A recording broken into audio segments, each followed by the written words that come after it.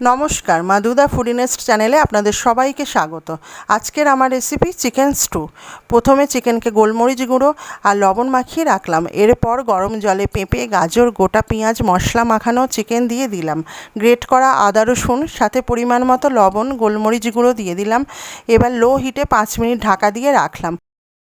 অন্যদিকে ডিমের কুসুমকে আলাদা করে নিয়ে সাদা অংশকে স্টুতে মিশিয়ে দিলাম। কিছুক্ষণ ভালো করে নাড়াচাড়া করে দিলাম।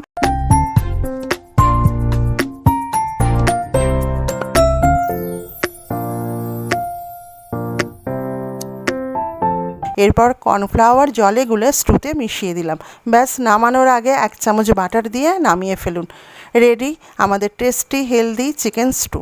এরকম আরও টেস্টি রেসিপি পেতে আমাদের ইউটিউব চ্যানেল মাদুদা ফুডিনেস্টকে সাবস্ক্রাইব করুন, ফেসবুক পেজকেও ফলো করুন। Thank you viewers.